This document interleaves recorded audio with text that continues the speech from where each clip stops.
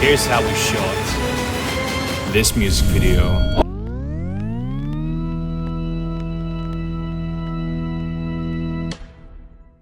I'm Anthony. And I'm Milan. And we're from Empyrea Pictures, and this is how we shot this music video. So we're a production company out in Western Sydney, and our goal is to make the most cinematic videos for brands and companies all around Australia. So this week we shot a music video for a good friend of mine, Dylan, and his band Gokula. So right now we're gonna go through the whole journey of the music video, from pre to production to even post, and take you guys along the journey of pretty much how we made the music video. So with the location scouting, we actually pinpointed it to a couple locations here. And the house is obviously the main part of the music video, so it was pretty hard to try and find the exact house that we're after. We had an original house scheduled for an Airbnb, but it didn't have that rustic feeling. It was too clean. It was too clean, honestly. Even if it was meant to be on fire, it didn't have like that aesthetic that we were after. And then obviously for the Blue Mountains, which was probably the funnest day in my opinion, I actually pinpointed this location here. And then a couple weeks beforehand, we actually did a little scout there, just for the boys. Spent a day up there of just like making sure we got all the shots. And we actually have some shots I'll put in of the stuff we took on the day of the scout compared to the music video and how similar they were.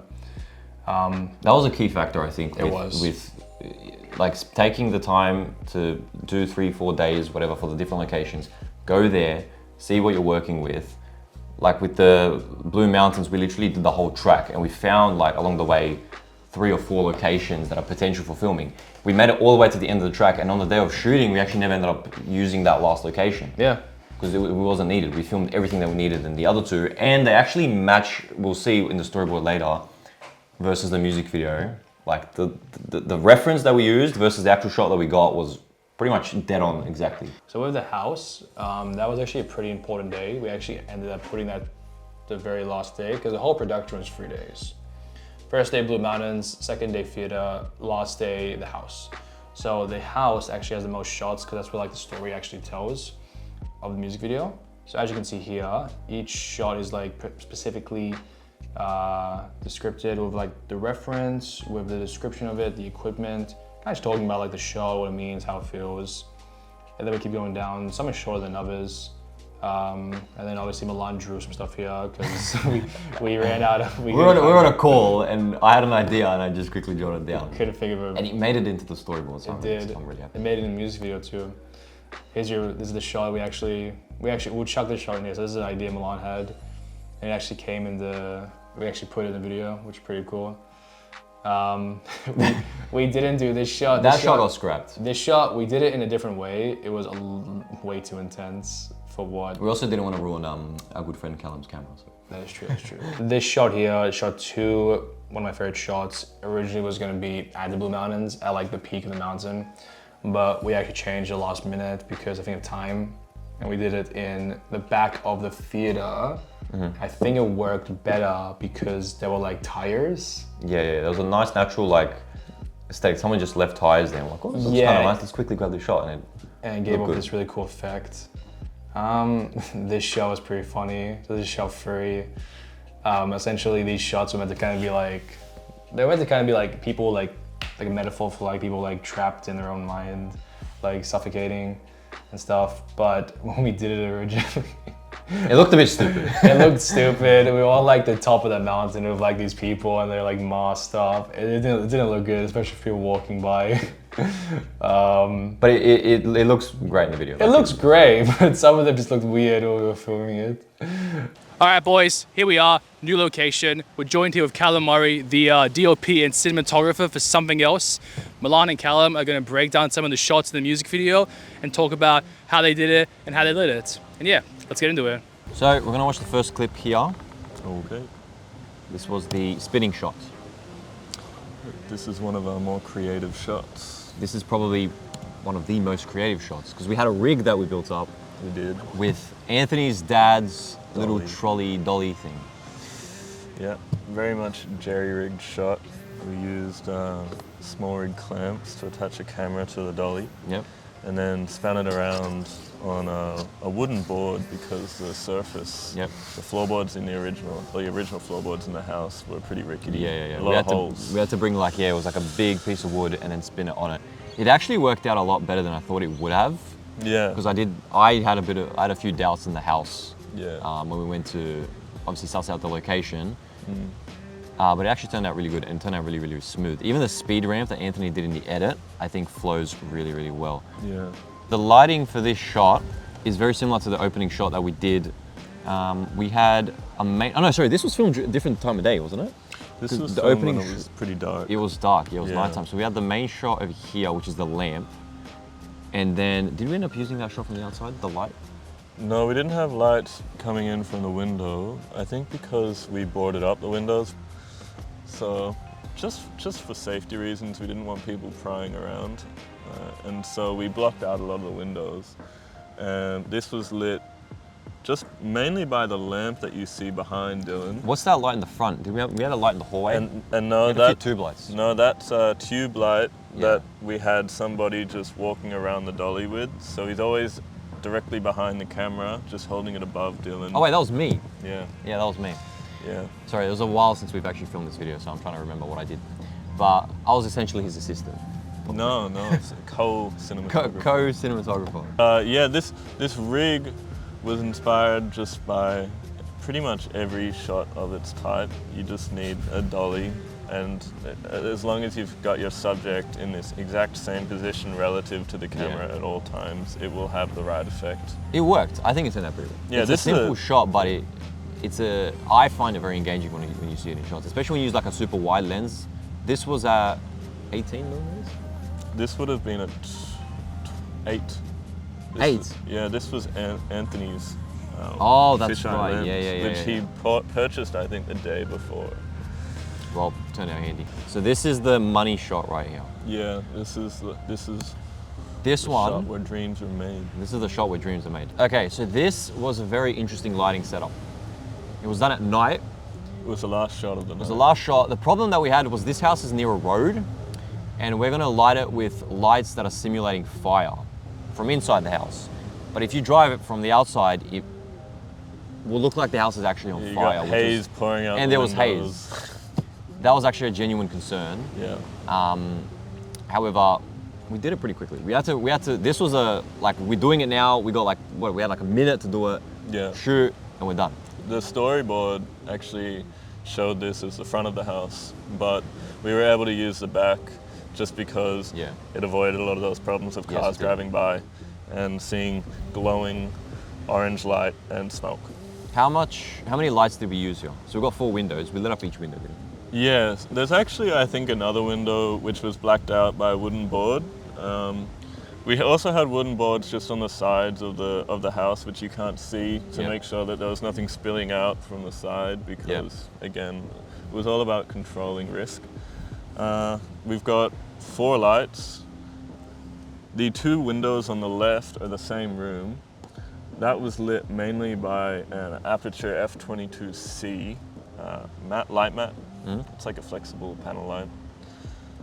It was just laying on the ground, and we had it set to the warmer fire setting. The problem with the F22C is it can go quite white, but it looked good in this case. And then here we used, I think was it my tube light? And then here, I can't remember which light we used this one. On the right, so on the right window, far right, that was my Forza 300 B2. It's gelled pretty heavily.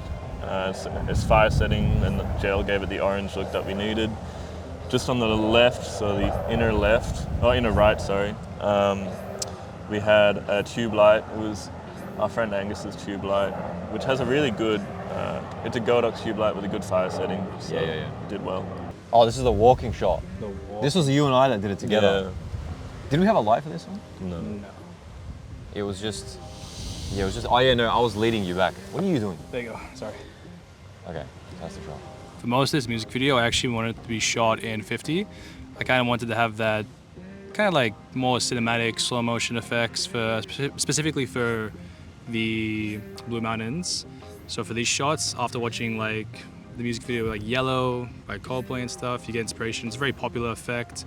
You know, he's walking in slow motion, but his lips are keeping up to the song. So of that, I'm pretty sure we sped up the song twice. Double speed. So the music video was shot at 25 frames a second. And then these sequences were shot at 50, so we sped up the song by 2, and then when you slow it down and match the frame rate to the rest of the clips, you get this slow motion effect, which looks very... creates this really beautiful... dreamy effect. Yeah, honestly. I had this idea of Dylan in like a long black coat, just walking through the Blue Mountains. It matches his style, it matches the kind of like, almost like cold feeling of the video, especially where he is, and like how he's feeling in the state. Just always walking in slow motion, repeating the same repeating the same actions and consequences again. That's why the house obviously never properly burns down.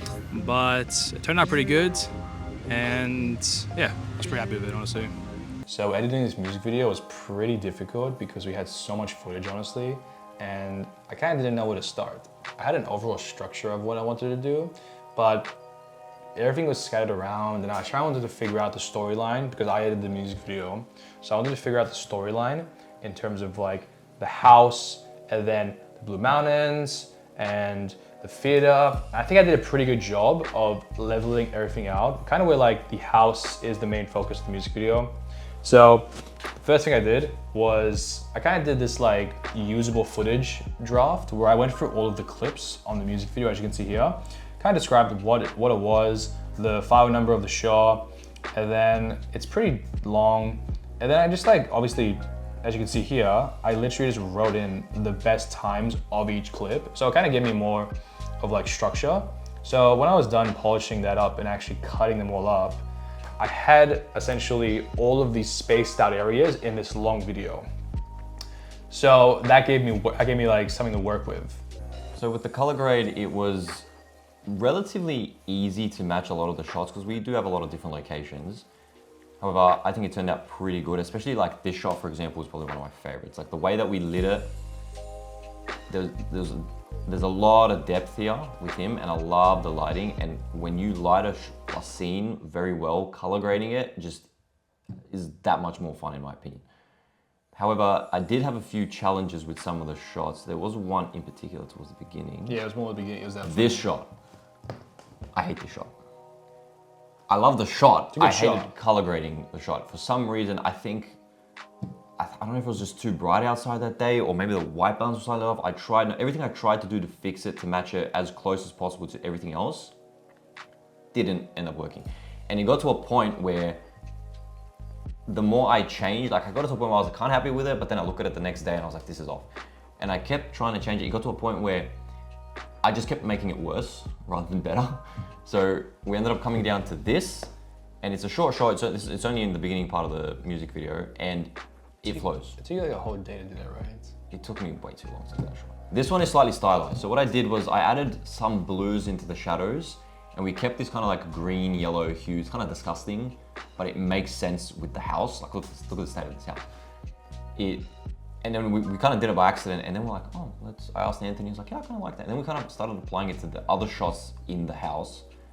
And if you look really closely, you can notice that it is slightly stylized. I think it's the blues and the shadows that bring that out. But I think it works. Little side note, so with this shot, actually in the edit, one of the issues of the show was, since of all the graffiti, there was some like curse words like on the fucking... There was a lot of genitalia. Yeah. So we tried our hardest to remove them. But for example, this shot, we wanted to keep this shot, but we couldn't remove it. So I just took a screenshot and then I halved it, I cropped it. So I cropped it here. And then all of this, I used to generative AI fill. And it's the same door, it just gets rid of the slur that was like kind of around this area.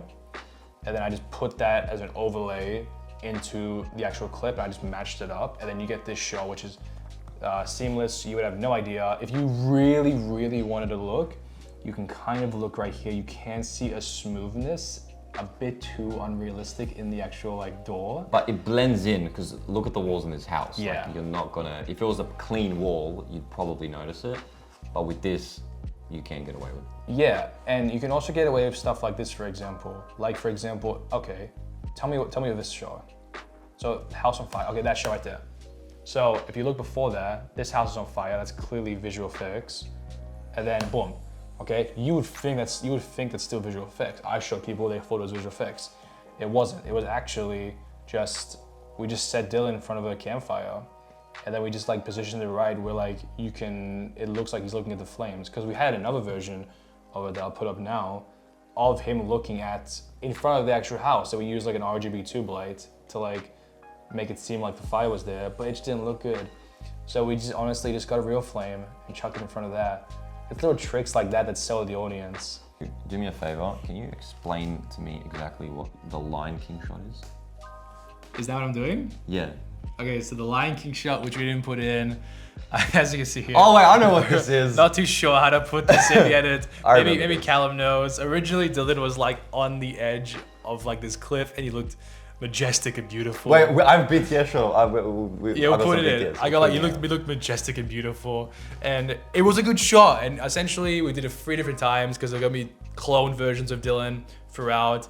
And I wrote, not too sure how to put this in the edit. Maybe Callum knows, because I just didn't know how to put it in the edit. It was pretty difficult because he was so close to each other, and I just wasn't bothered rotoscoping all of them. And looking back on it, it probably wouldn't have made sense in the video. It was still a good shot. It was an epic shot though. It was still good shots. I'll chuck it in now. But it just didn't fit the style. So that's pretty much the whole music video and our process and how we filmed it. Big thank you to our team. We had, how many, like 6 members? Yeah, 6 to 8. We'll put everyone in the description. And thank you to Dylan and his band for being incredibly easy to work with and making this whole process very fun. This is probably one of the funnest shoots that I've been on. I would say. Especially for music videos.